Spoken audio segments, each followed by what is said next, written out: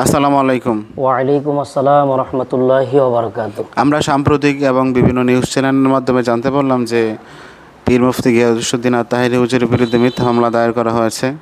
জি, আর এই মামলা সম্পর্কে হোমনা পাক দরবার শরীফ এবং আপনার সুস্পষ্ট বক্তব্য কী? আসসালামু আলাইকুম ওয়া রাহমাতুল্লাহি ওয়া বারাকাতুহু।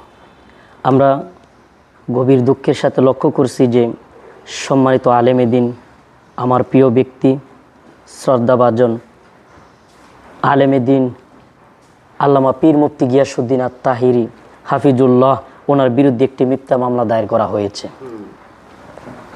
তো আমরা অতি কষ্টের সাথে, অতি দুঃখের সাথে জানাতে চাই যে আলেম সমাজের সম্মানহানি করা মানে কি ইসলামের সম্মানহানি করা।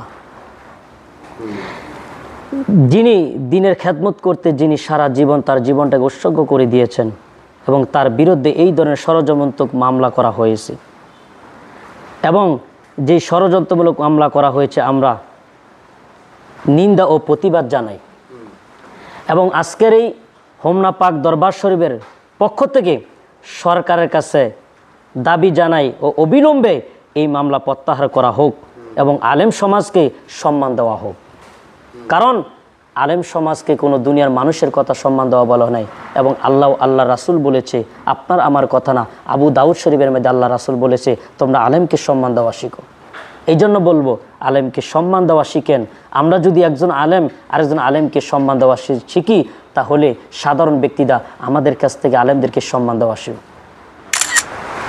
আল্লাহ রাসূল সাল্লাল্লাহু আলাইহি ওয়াসাল্লাম বলেছেন, আলেমগণ নবীদের উত্তরসূরি, আবু দাউদ শরীফ।